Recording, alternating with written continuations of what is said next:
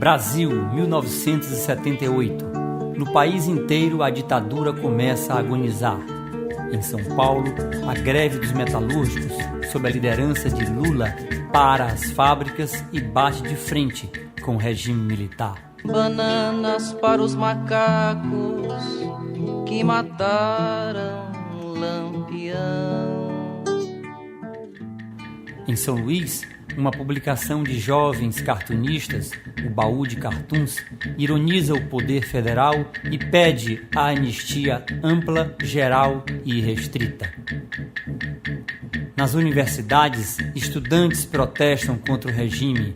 Novas lideranças dão sangue novo à política estudantil. O Brasil, o Maranhão e São Luís lutam por mais liberdade. Pra dormir nesse país que não amanhece, nem acorda com meu boi, é meu boi. Somos 600 mil ludovicenses em 1978. Do outro lado da ponte de São Francisco, a cidade cresce cada vez mais rápido. Os sobrados do centro começam a virar comércio e seus moradores mudam-se para a cidade nova. Enquanto isso, um cinturão de miséria cresce em volta da ilha. Do ponto de vista econômico, o Maranhão começava a experimentar a chegada dos grandes projetos de base metalúrgica, mineral aqui no estado. É quando começa a eclodir os grandes conflitos, os primeiros conflitos a partir da chegada da Companhia Vale do Rio Doce, da Alumar, que de maneira dura operava a desocupação desses espaços de terra, dessas glebas de terra, para a implantação da Estrada de Ferro Carajás e outros grandes empreendimentos que por aqui vieram depois. No ano seguinte, 1979, uma greve pela luta da meia passagem nos ônibus transforma a cidade num campo de batalha. A ilha resiste. Agora que eu quero ver esse couro de gente é pra queimar.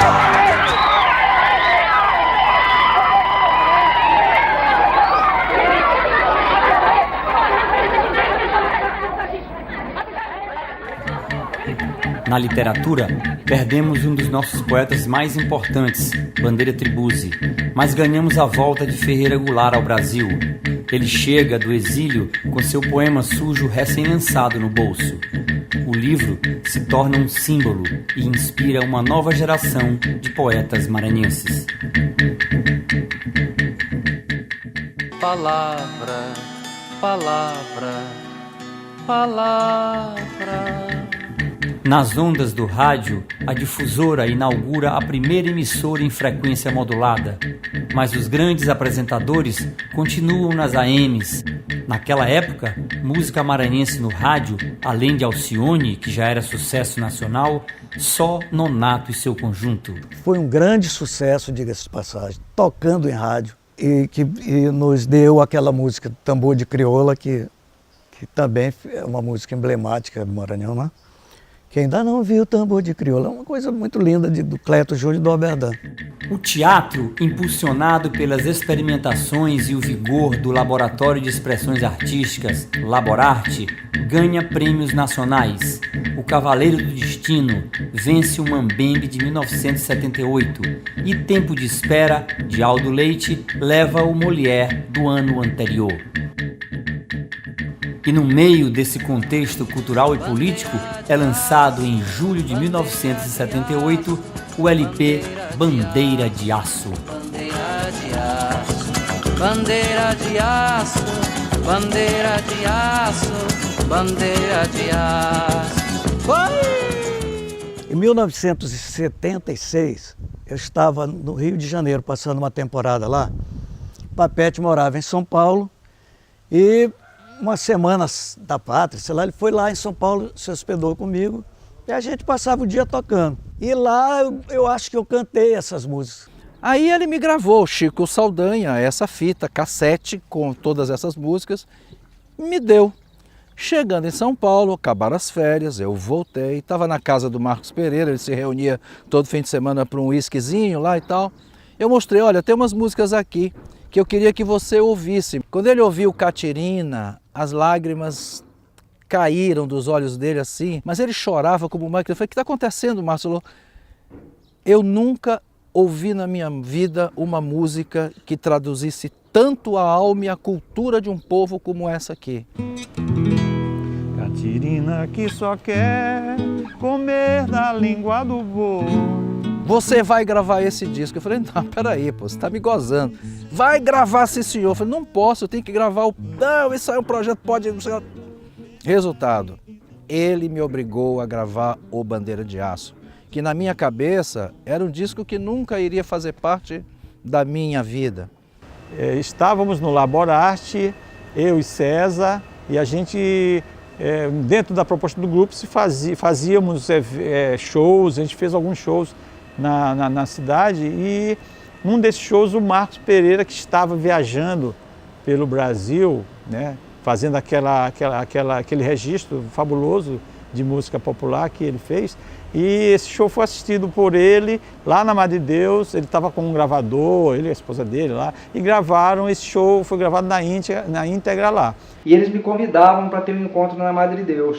Aí eu fui, né? Fui eu, todos eles, o César Teixeira, o Josias, enfim, o Biratã, todos os compositores da época, o Mochel e tal, fomos nos encontrar lá para mostrar o nosso trabalho. O Laborarte tem uma participação importantíssima nessa geração, porque quase todos eles passaram pelo Laborarte, foram influenciados pelo Laborarte, foram influenciados pela dinâmica que estava acontecendo. Não era só lá, mas lá foi muito importante. Então lá se reuniram compositores, poetas, cenógrafos, diretores de teatro, todas essas linguagens, era um centro de manifestação de linguagens, de criatividade, efervescência criativa, então foi muito importante.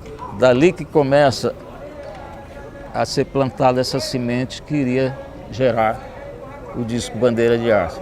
Mas o disco não estava previsto. O que estava previsto era um movimento de musical, teatral, de dança, de artes plásticas, etc., que acrescentasse alguma coisa nova. O Bandeira de Aço foi assim, foi uma consequência, sabe, de estar no local, de estar principalmente participando do Laborarte, né, onde eu tive a felicidade de encontrar com uma rapaziada que estava pensando as coisas no momento, sabe, que estava voltado, né, para a construção, né, de uma coisa própria, sabe, com identidade. Uma das propostas do Laborarte era justamente pesquisar o que nós tínhamos de música popular.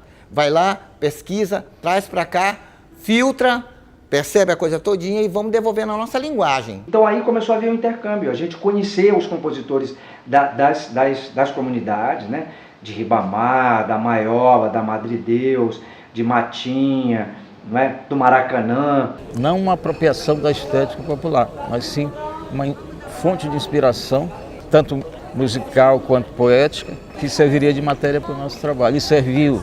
Para além do Laborarte, esses artistas ocupam bares, praças e becos da cidade, tocando, formando parcerias e criando canções que ficariam para sempre em nossa memória. Nós fomos descobrir um barzinho que era o bar do Apolo Bar, ali na Praia do Caju, ali da frente da ponte ali, tá? Daí a gente ficava ali tocando a noite toda, não tinha outro som, a gente ficava ali na calçada tocando. De vez em quando vinha um camburão da polícia, queria levar todo mundo. Depois nós inventamos um bar, que era um bar chamado Bar do Cais, que ficava bem de canto, descendo a ladeirinha ali do palácio, aquela escadariazinha, era um bar daquele Rui Pisque. Acabava o seguinte, sempre era uma sexta-feira, quando de repente amanhecia, o barco de Alcântara vai sair. Aí todo mundo pegava o barco de Alcântara, só voltava na segunda-feira. Mas eram as noites maravilhosas, onde nós tocamos muito, ouvíamos muito, sempre tinha muita música nova, César, Josias. Olha, em 78 e adjacências em torno disso aí, a gente estava muito na beira-mar, no Baixo Leblon, que era um point da rapaziada, o nego se encontrava no final da noite ali, esticava, amanhecia. Mas também a gente estava na Madre Deus, Normalmente ia com César para lá aos domingos, tocar, fazer samba com o Cristóvão, acompanhar a rapaziada, lá pelo Diquinho, aos ensaios do Boi da Madre Deus. Ali aquela região tinha João Pedro Borges, tinha César Teixeira, o Biratã Souza, que era meu vizinho de muro. Dali a gente saía, na época ainda de 60, a gente fazia umas serenatazinhas por perto. Nesse momento, fazíamos encontros, saraus lá em casa, nesse bairro afastado, e essa galera toda ia para lá. Iam todos os compositores, então a gente tocava, cantava, ali se reciclavam coisas, ali era um dos lugares também que sedimentava, e nasciam parcerias, e um ia mostrar a música para o outro. No Olho d'Água também a gente se encontrava muito, tinha um cara chamado Paulo Marquezine, que reunia também muitas pessoas na casa dele, e lá a gente mostrava música, a gente tocava, a gente bebia, a gente dançava, era uma grande festa. A ilha de São Luís, né, ela estava tomada, né, para todo lado que você virava o ouvido e os olhos, você via música, você via beleza, você via cores. No mesmo ano do lançamento do Bandeira de Aço, Chico Maranhão grava ao vivo na sacristia da Igreja do Desterro Lances de Agora, outro grande disco produzido por essa geração. Os dois trabalhos saem pela Discos Marcos Pereira, a primeira gravadora de produção alternativa no país. Idealizada pelo publicitário Marcos Pereira, o selo lançou cerca de 150 álbuns em pouco mais de uma década e foi pioneiro no registro da obra de grandes nomes da música brasileira.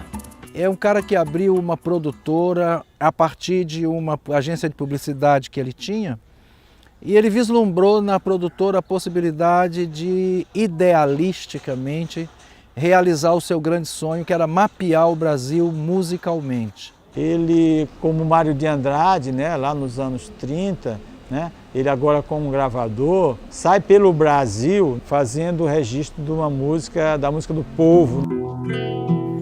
A interpretação que Papete dá às canções originais no Bandeira de Aço gera algum desconforto entre os compositores.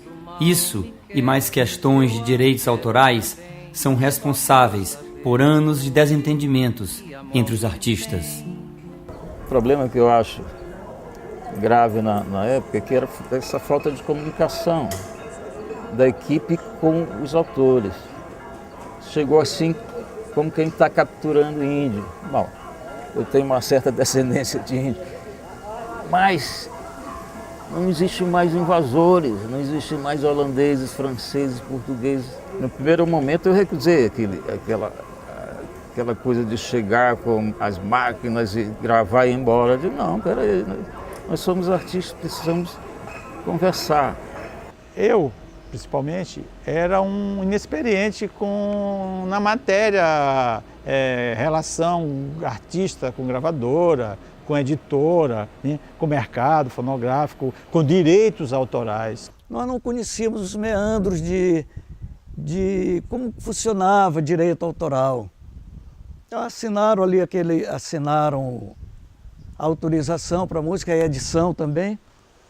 E não sei quem começou a meter na cabeça das pessoas que Papete estava ganhando muito dinheiro, que tinha ficado rico. Na época, na cabeça das pessoas, quem tinha que pagar os direitos era quem cantava e não quem distribuía. Eu só fui ter essa informação muitos anos depois, de como funcionava esse mecanismo de você tocar e receber. A maior parte dessa geração não conviveu com a expectativa de um benefício autoral, nem se sabia disso. E eu acho que aí houve, de fato, uma dificuldade do entendimento. Houve uma matéria, uma reportagem num jornal da cidade, que eu não lembro qual foi, que me estampou. A gravadora engana compositores maranhenses. E essa matéria ela foi reproduzida no Jornal de São Paulo.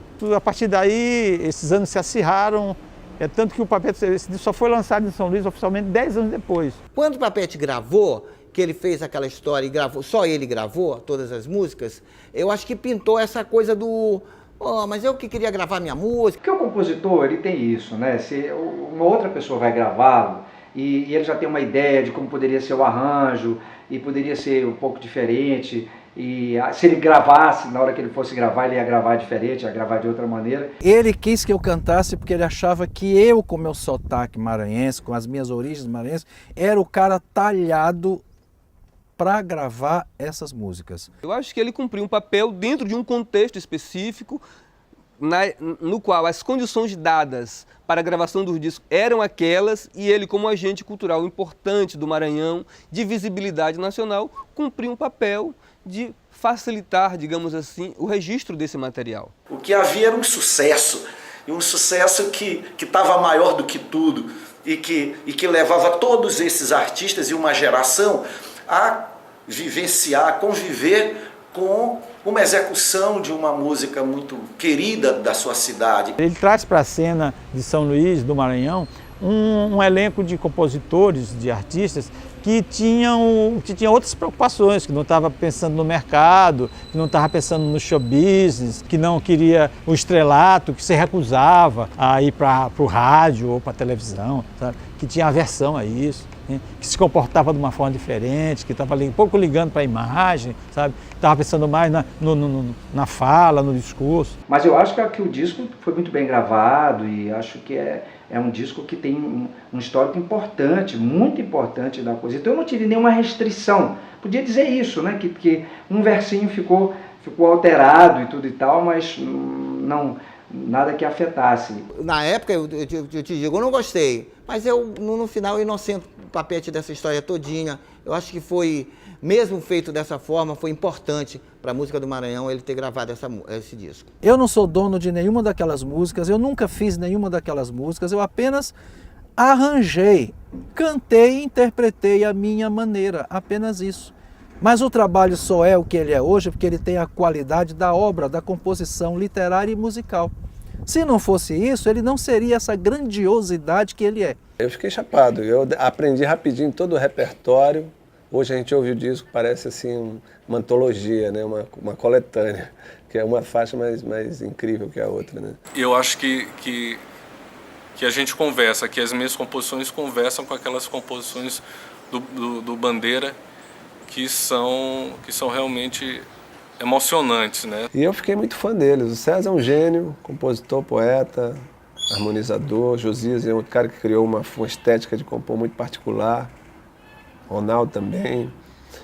Encontrei com ele recentemente, mostrou umas músicas lindas e tal. E o Sérgio também, outro craque. É um álbum que fez parte da minha infância e da minha adolescência e que fez parte da minha formação cultural, né? O disco chegou em casa através do meu pai, na época ainda pequeno e tal, me aventurava em outras praias sonoras e assim, mas sempre tive profunda admiração, principalmente pela qualidade das composições, né? Que na minha opinião até hoje são atuais. O Bandeira de Aço é um marco de uma sequência de outros discos que vem levar o ouvinte a identificar aquele canto do planeta, aquele canto de chão, aquela localidade que chamamos de Maranhão. Apesar de ser de uma região e ter toques regionalistas, ter uma semântica, né, e uma sonoridade que são de um lugar, mas eu acho que ele é amplo, ele é universal. Então ele inaugura, de certa maneira, um modo de gravar música produzida no Maranhão. Acho que esse é o grande mérito, além da beleza das canções. Ele funda, né, uma coisa de uma música que depois chegou a ser chamada de MPM. Não existe uma música da Bahia, não existe uma música do Rio de Janeiro, nem do Maranhão, de porra nenhuma. Existe uma música do Brasil. É isso que interessa para todos. Depois dele a cena mudou completamente, ela se estruturou de outra forma e ela avança por outros caminhos. Salve Papete, salve Josias Sobrinho, César Teixeira, Sérgio Abib, salve a música do Maranhão. O nosso pavilhão é de pedra, mas a nossa bandeira é de aço.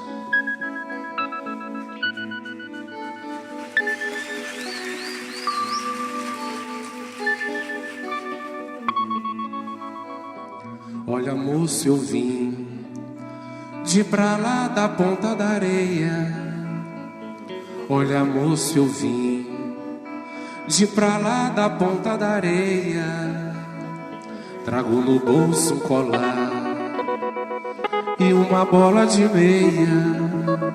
trago no bolso um colar e uma bola de meia.